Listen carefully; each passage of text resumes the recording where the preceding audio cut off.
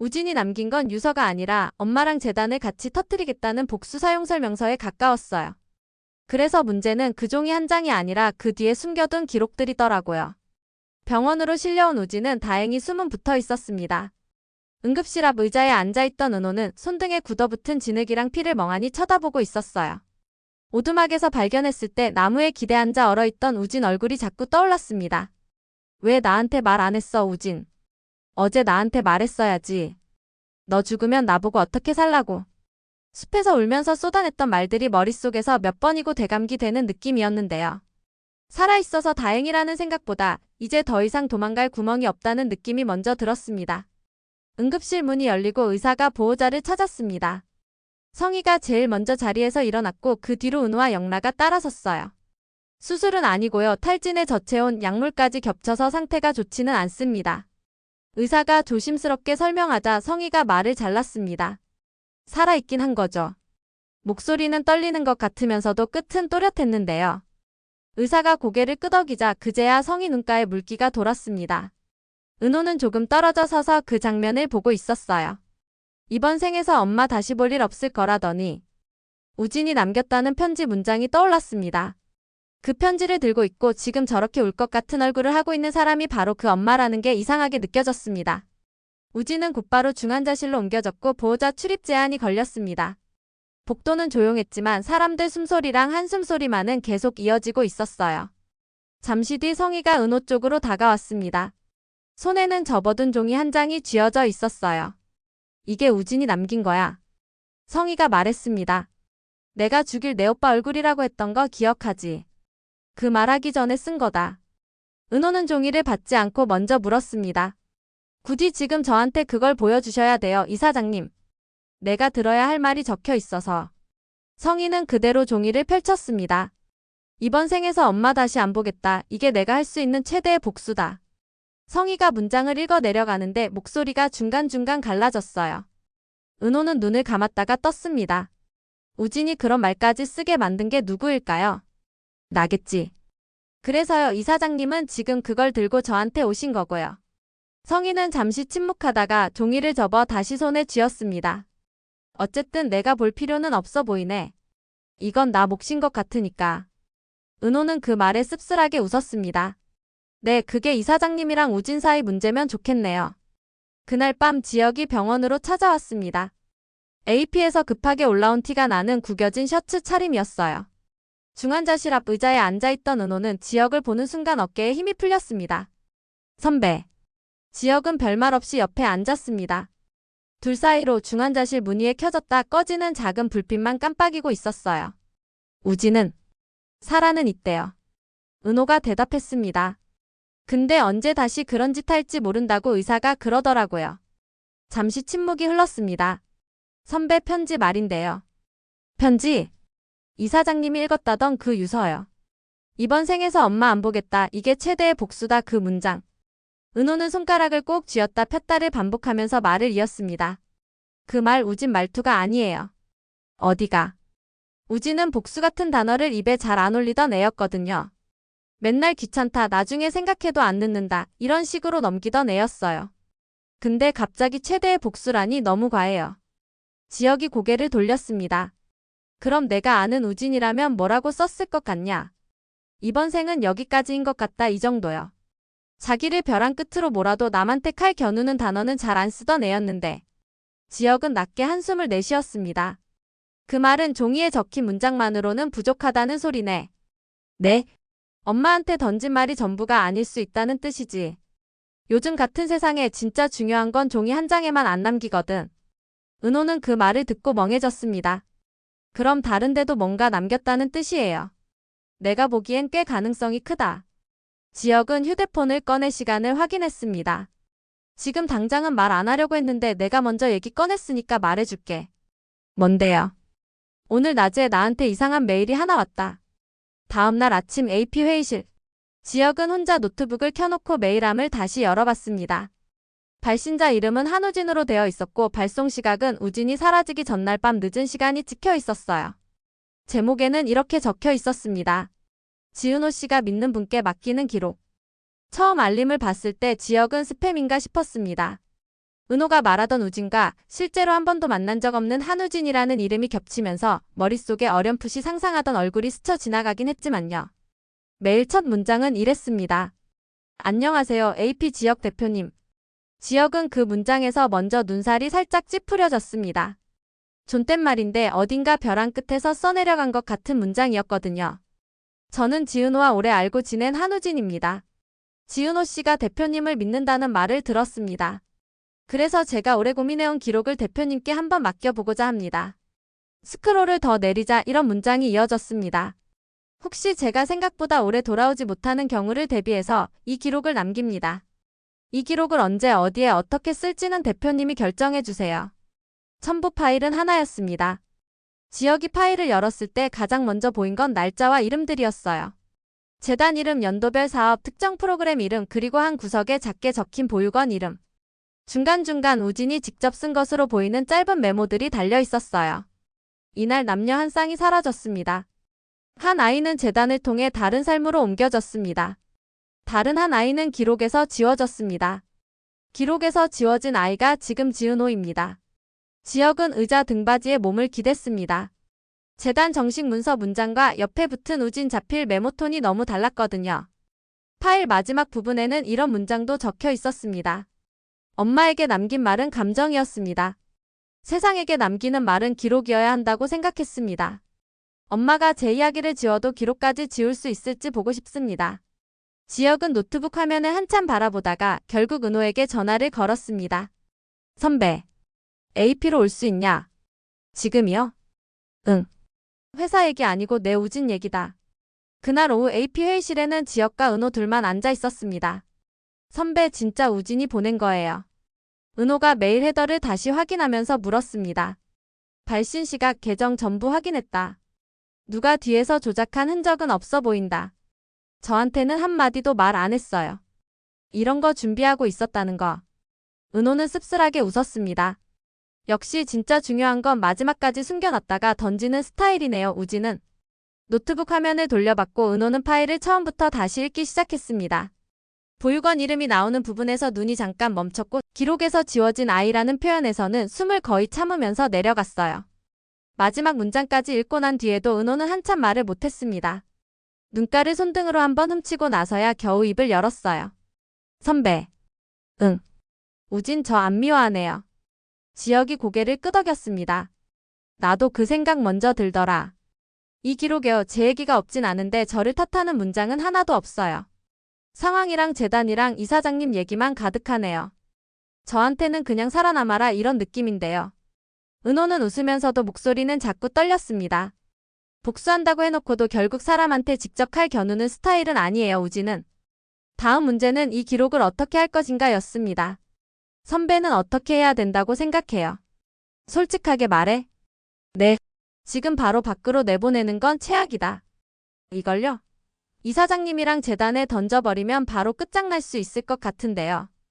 맞지? 근데 그 자리에서 같이 날아갈 사람 리스트 메뉴에 내 이름이랑 순이 어머니 이름이 같이 올라갈 거다. 지역은 차분하게 설명했습니다. 우진이 이걸 나한테 맡긴 이유는 내가 감정 말고 타이밍 계산할 줄 아는 사람이라서일 거야. 이걸 언제 어디에 어느 정도만 보여줄지부터 정해야 한다. 그럼 선배 계산으로는요. 재단 안에서 먼저 서로 물어뜯기 시작하게 만들어야 한다. 이사장 잘라내고 자기들은 살겠다고 하는 순간이 올 거다. 그때 이 기록 일부만 슬쩍 들어가면 그 다음부터는 걷잡을 수 없이 흔들릴 거고. 며칠 뒤 가온재단 이사회 임시 소집 공문이 돌기 시작했습니다. 안건은 간단했습니다. 이사장 리더십 관련 논의 및 재단 위기 대응 방안. 성인은 공문을 보고 피식 웃었습니다. 드디어 올 게 왔네. 비서가 조심스럽게 말을 보탰습니다. 최근 기사 방향도 안 좋고 한우진 군 실종건도 있고 간 이식 관련 소문도 조금씩 돌고 있습니다. 이사들 입장에서는 선제적으로 선을 그어야 한다고 생각하는 것 같습니다.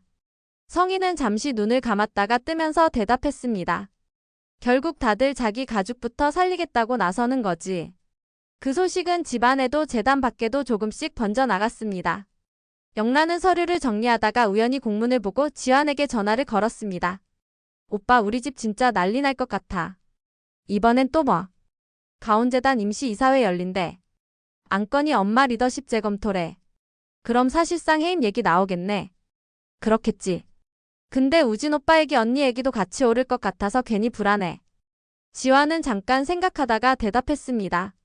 은호 씨는 알아요. 아직 모를걸. 엄마가 언니 얘긴 최대한 피하더라. 그럼 내가 말할게. 너는 엄마랑 그 얘기 꺼내는 것만으로도 힘들잖아. 전화를 끊고 나서 지화는 잠시 휴대폰을 들고 있다가 결국 은호에게 전화를 걸었습니다. 은호 씨 가온재단 이사회 열린대요. 이사회요? 응. 이사장 리더십이니 뭐니 한다는데 우진이랑 은호 씨 얘기 안 나오긴 좀 힘들어 보여요. 굳이 제가 거기까지 알아야 할까요? 나중에 왜 아무도 말 안 해줬냐 그러면 더 억울하시잖아요. 그래서 미리 말해두는 거예요. 은호는 고맙다고 짧게 말하고 전화를 끊었습니다. 머릿속에는 한 가지 생각만 맴돌았어요. 우진 기록을 언제 꺼내야 하지? 그날 밤 순이는 밥상 앞에서 숟가락을 잡지도 못하고 앉아 있었습니다. 강호는 소파에 반쯤 누워 휴대폰만 만지작거리고 있었어요. 강호야. 왜? 내 누나 하는 거 너 눈에는 어떻게 보이냐? 뭐가? 병원 왔다 갔다 하고 회사 선배 찾아가고 재단이랑도 싸우고 엄마 눈에는 그냥 매일 벼랑 끝으로 가는 것처럼 보이거든. 강호는 한숨을 내쉬며 몸을 일으켰습니다. 나는요, 누나가 드디어 자기 인생 좀 챙기려는 것 같아서 좋기도 해요. 좋기도 한데 뒤에 뭐 붙을 것 같다. 근데 솔직히 말하면 진짜 무섭기는 해요. 이 사장님이랑 엄마랑 둘이서 끝까지 물어뜯다 보면 가운데 낀 누나만 남는 거 아닐까 싶어서. 순이는 입술을 꽉 깨물었습니다. 그래서 내가 가만히 있을 수가 없는 거다. 나도 잘한 건 하나도 없는데 그래도 진짜로 있었던 일을 얘기해줄 사람은 나밖에 없잖아. 엄마 거기 가봤자 엄마만 욕먹어요. 욕 정도는 그냥 내가 먹을게. 나중에 은호가 엄마는 그때도 가만히 있었네 이 말만 안 하면 된다. 이사회 날 가온재단 회의실. 길게 뻗은 테이블 위에 이사들이 둘러앉아 있었습니다. 각자 앞에는 공문과 간단한 자료가 놓여 있었고요. 성인은 평소처럼 단정한 차림으로 자기 자리에 앉아 있었습니다. 최근 한우진 군 실종 사건과 간 이식 관련 의혹으로 재단 이미지가 심각하게 훼손되고 있습니다. 한 이사가 자료를 넘기며 말문을 열었습니다. 이사장님의 리더십에 대해 우리가 다시 한번 논의해야 할 시기라고 봅니다. 다른 이사가 말을 보탰습니다. 유서 내용이 언론에 흘러들어가기라도 하면 단순한 해프닝으로 끝나지 않을 겁니다.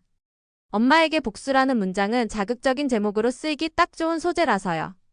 성인은 미소 비슷한 표정을 지으며 대답했습니다. 그래서들 지금 저를 희생양으로 세우자는 거네요. 나 하나 자르고 재단은 살려보자 이런 계산이시겠지. 어느 누구도 정면으로 부정하지 못했습니다. 한 이사가 조심스러운 어조로 말했습니다. 조직이라는 게 그렇지 않습니까? 누군가는 책임을 지고 나머지는 살아남아야. 그때 회의실 문이 벌컥 열렸습니다. 책임 한 번도 제대로 안 진 사람들이 책임 타령하는 게 제일 웃기지 않습니까? 순이었습니다. 여기는 이사회입니다. 외부인은? 한 이사가 제지하려 하자 성희가 손을 들었습니다. 놔두세요. 어차피 언젠가는 들어야 할 얘기입니다. 순이는 떨리는 손으로 봉투를 열어 낡은 서류 몇 장을 꺼냈습니다. 저는 지은호 엄마입니다. 피로는 아니고요. 평생 밥해 먹이고 뒤치다꺼리한 엄마요. 이사들의 시선이 순이에게 쏠렸습니다. 이사장님이 제 딸한테 뭐라고 했는지 다 들었습니다. 내가 죽일 내 오빠 얼굴이다. 죽일 사람 얼굴은 알고 죽여라. 그 말 들은 애가 그 다음날 무슨 선택을 했는지는 여기 계신 분들도 아시지요. 순이는 서류를 테이블 위에 내리치듯 올려놨습니다. 여기 옛날 보육원 기록이에요. 어느 날 기록에서 사라진 아이들. 한 번에 맡겨놓고 나중에 아들만 다시 데려갔다는 얘기도 동네 사람들이 다 기억하고 있더라고요. 이사 한 명이 눈살을 찌푸렸습니다. 이런 자료가 어떻게? 순이가 말을 잘랐습니다. 저도 다 알지는 못해요. 다만 분명한 건 이 재단이 어떤 아이들 위해 서 있는지 이제는 숨기기가 힘들다는 겁니다. 그 순간 회의실 뒤쪽에서 또 다른 목소리가 들렸습니다. 그래서요. 그 숨기기 힘들어진 이야기를 오늘 여기까지 들고 온 사람이 한 명 더 있습니다. 지혁이었습니다. 그 옆에는 은호도 서 있었고요. 여긴 이사회입니다만. 한 이사가 다시 제지하려 하자 이번에는 은호가 먼저 말했습니다. 맞아요. 여기 이사회죠. 근데요, 이사회에서 결정하겠다는 건 결국 누가 책임질지잖아요. 그 책임 얘기할 때 누구 이야기부터 꺼내야 할지 헷갈리면 이 기록부터 보시는 게 빠를 것 같아서요. 지혁은 노트북을 테이블 가운데로 밀었습니다. 저는 이 재단과 아무 상관없는 사람입니다. 단지 이 재단이 건드린 아이들 중 한 명이 다니는 회사 대표이고 그 아이 대학 선배일 뿐입니다. 노트북 화면에는 우진이 보낸 파일이 떠 있었어요. 이건 한우진 씨가 저한테 맡긴 기록입니다. 유서랑은 별개로 세상 쪽으로 남기고 싶다고 한 이야기들이에요. 이사 한 명이 조심스레 물었습니다. 개인 자료면 여기서 볼 이유가. 은호가 중간에 말을 끊었습니다. 개인으로 시작한 일이었으면 제가 여기까지 안 왔겠죠. 출생 기록 지우고 아이들 데려가고 후원이라는 이름으로 인생 설계해 놓은 게 다 개인 일이면 저는 그냥 집에 가서 울고만 있었을 거예요. 지혁이 말을 이었습니다. 전부 다 공개하자는 건 아닙니다. 다만 이사장 한 사람 잘라내고 끝낼 수 있는 종류의 문제가 아니라는 건 알아야 한다고 생각합니다. 이사 중 한 명이 화면을 조금 읽다가 안색이 변했습니다. 보육원, 후원, 의료지원까지 이거 전수조사 각인데요. 다른 이사도 속삭이듯 말했습니다. 요즘 출생장기 관련 문제는 가장 민감한 이슈입니다. 이사장 해임만으로 수습이 안 될 수도 있어요. 성희는 그 말을 들으며 이 사람들이 진짜로 무서워하는 게 무엇인지 깨달았습니다. 아이들 인생이 아니라 자기들 자리와 명함이라는 걸요. 결국 결론은 똑같네요. 성희가 조용히 말했습니다. 나 하나 자르고 재단은 계속 굴려보자는 거.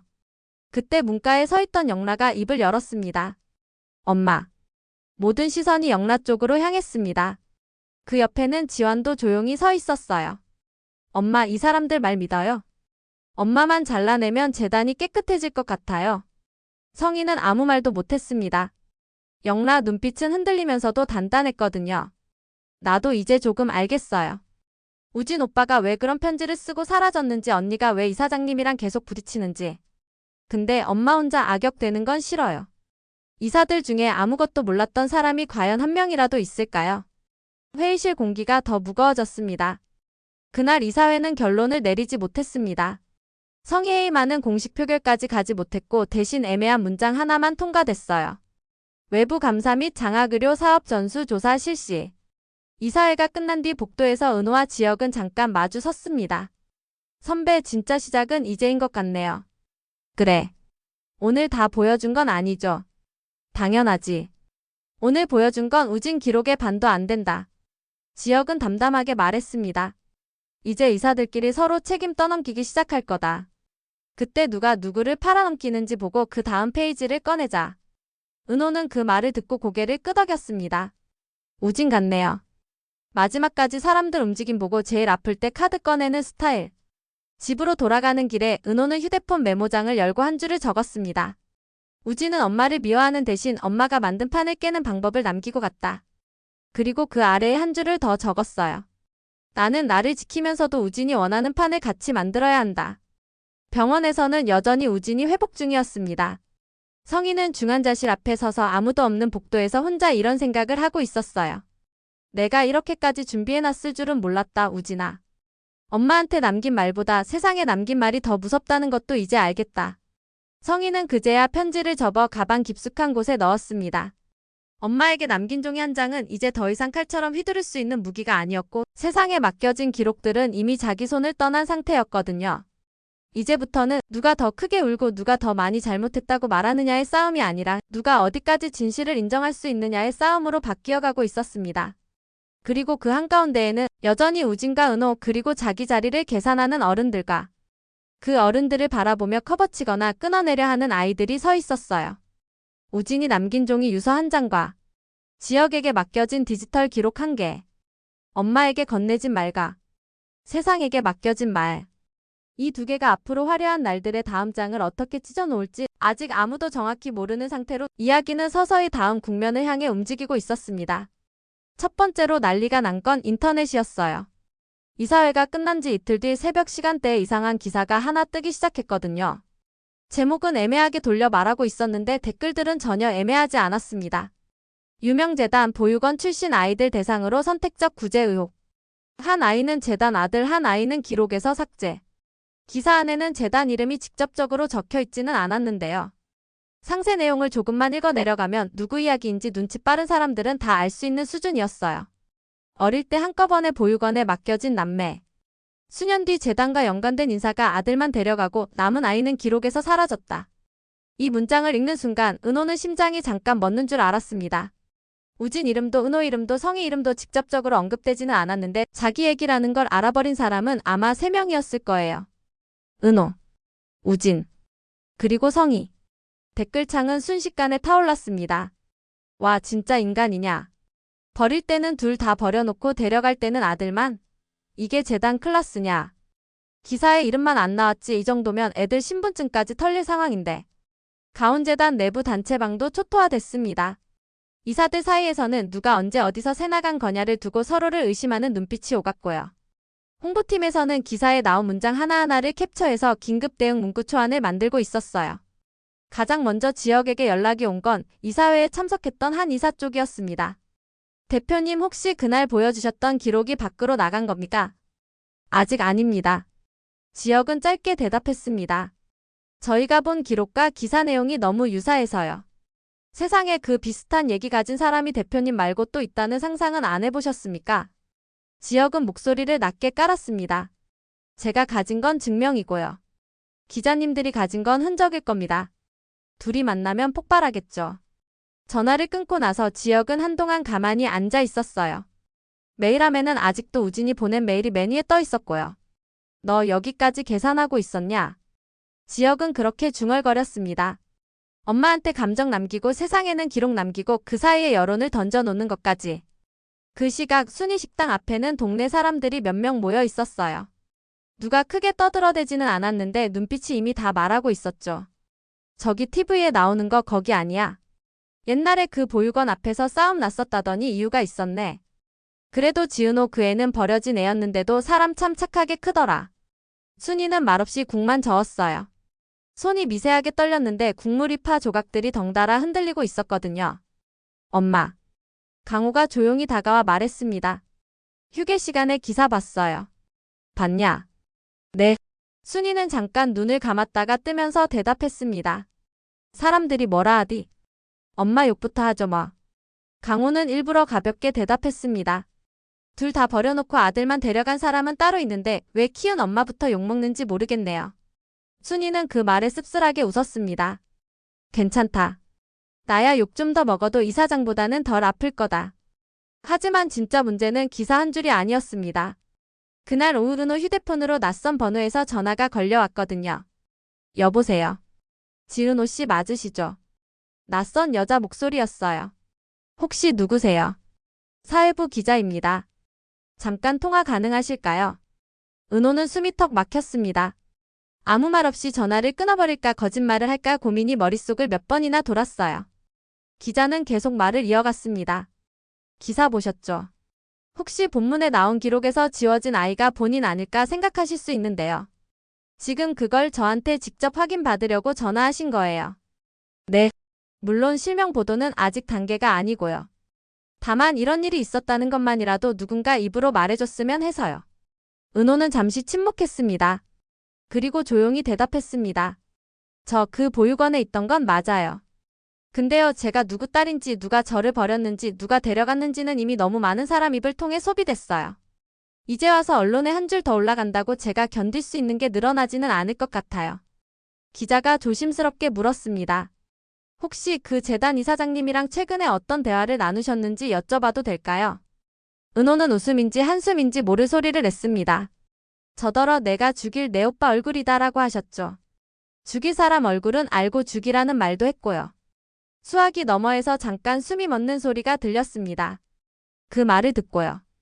은호가 이어서 말했습니다. 저는 그 오빠랑 숲속에서 실랑이를 한참 했고 살아있는 상태로 데리고 내려왔어요. 그러니까 기사 쓰실 거면 이렇게 쓰세요. 살인자는 아직 아무도 아니다라고. 전화를 끊고 나서 은호는 테이블 위에 휴대폰을 내려놓았습니다. 손등이 하얗게 질려 있었어요. 바로 그때 지역에게서 메시지가 왔습니다. 지역 기자들 연락 올 거다. 조심해라. 은호 이미 왔어요. 지역 뭐라고 했냐? 은호 살인자는 아직 아무도 아니라 그랬어요. 잠시 뒤 지역에게서 답장이 하나 더 왔습니다. 지역 잘했다. 지역 살인자 프레임은 내가 아니라 결정 미루고 책임 떠넘긴 어른들한테 가야 된다. 그 무렵 가온재단 이사진 중 한 명은 따로 변호사를 만나 상담을 받고 있었습니다. 우진 기록 일부를 보고 난 뒤부터 잠을 제대로 못 자고 있었거든요. 솔직히 말씀드리면요. 변호사가 서류를 넘기며 말했습니다. 이건 이사장 해임선으로 끊을 수 있는 문제가 아닙니다. 과거 보육원 연계 사업의 이사님 이름도 결제 라인으로 들어가 있고요. 몰랐다고 하셔도 알 수 있었다는 책임은 피하기 어렵습니다. 이사는 입술을 깨물었습니다. 그럼 어떻게 해야 합니까? 간단합니다. 변호사의 목소리가 낮아졌습니다. 누가 어디까지 알고 있었는지 먼저 기록을 정리하셔야 합니다. 그리고 그 기록을 가장 먼저 들고 나가는 사람이 제일 살 수 있는 확률이 높아요. 그 말을 들은 순간 이사는 깨달았어요. 지금 이 게임은 누가 제일 먼저 서로를 팔아넘기는지 눈치 싸움으로 바뀌고 있다는 걸요. 그 시각 성인은 집 거실에서 TV를 꺼버리고 있었습니다. 가온재단 관련 패널 토론이 나오고 있었는데 재단 이름이 모자이크 처리되어 있어도 자기 이야기를 하는 게 너무 뻔히 느껴졌거든요. 영라가 조심스럽게 물었습니다. 엄마. 왜? 기사 봤어요. 봤겠지. 영라는 잠시 망설이다가 가슴속에만 넣어두던 말을 꺼냈습니다. 엄마 그날 진짜로 그 보육원에 둘 다 맡겼어요. 누구 말 듣고 묻는 거냐? 아무 말도 안 들었어요. 그냥 기사 보고 그동안 사람들이 수근거리던 거 생각나서. 성인은 잠시 영라를 바라보다가 시선을 피했습니다. 그래. 둘 다 맡겼다.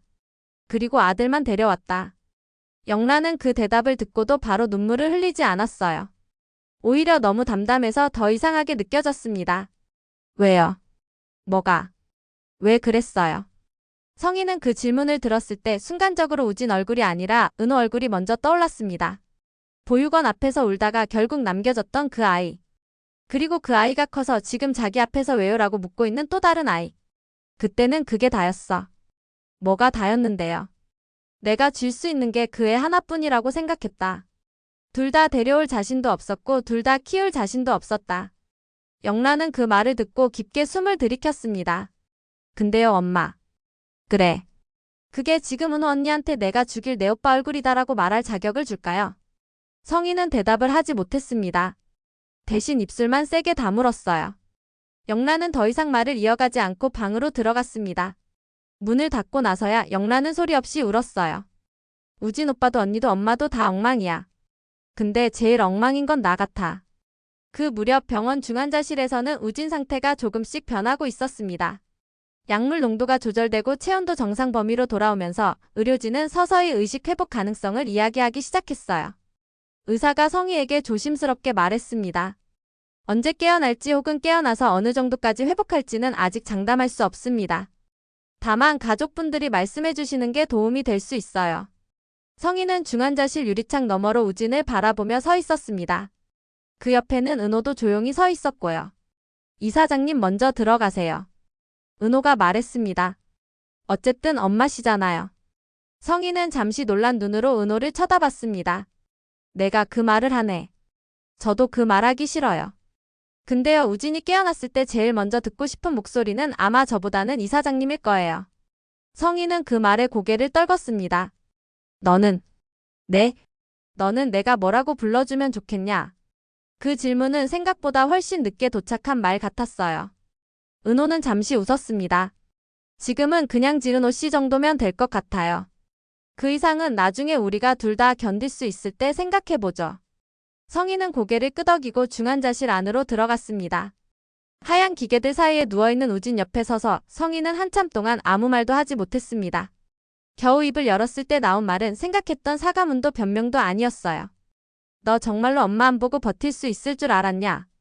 성희는 그렇게 말하면서도 그 문장이 누구한테 하는 말인지 헷갈렸습니다. 우진에게 하는 말인지, 보육원에 남겨진 채로 살아온 은호에게 하는 말인지, 아니면 그날 손을 놓고 돌아섰던 자기 자신에게 하는 말인지. 며칠 뒤 또 하나의 변수가 터졌습니다. 가온재단 내부 문건 일부가 익명 계정을 통해 인터넷 커뮤니티에 풀리기 시작한 거예요. 문서에는 보육원 연계 프로그램 대상자 리스트 같은 제목이 붙어 있었고 연도와 프로그램명은 지워져 있었지만 구조만 봐도 재단 쪽 문서라는 걸 알 수 있었어요. 무서운 건 그 밑에 달린 댓글들이었습니다. 이거 그 기사랑 맞춰보면 거의 답 나오겠는데. 출생 등록 지원, 의료 지원, 장기 관련 검토와 재단 스케일 보소. 이쯤 되면 어느 엄마 한 명자의 문제가 아니라 시스템 전체 문제다. 지역은 그 문서를 보고 바로 알 수 있었습니다. 이건 자기가 가진 파일에서 나온 게 아니었어요. 형식과 어투가 달랐습니다. 즉 재단 내부 누군가가 살기 위해 먼저 서로를 팔아넘기기 시작했다는 뜻이었죠. 지혁은 은호를 불렀습니다. 선배 또 터졌어요. 응. 이번엔 우리가 가진 기록이 아니라 저쪽이 가진 문서에서 터진 거다. 그럼 이제 어떻게 돼요? 지혁은 잠시 생각하다가 아주 단순하게 대답했습니다. 이제부터는 우리가 굳이 손 안 대도 된다. 서로 살겠다고 내미는 서류들 사이에서 진짜가 뭔지 드러날 거다. 그럼 우진은요? 은호가 물었습니다. 우진이 깨어나면 이 꼴을 보게 되는데 지혁은 그 질문에는 쉽게 대답하지 못했습니다. 그래서 솔직하게 말했어요. 그건 나도 모르겠다. 하지만 한 가지는 분명했습니다.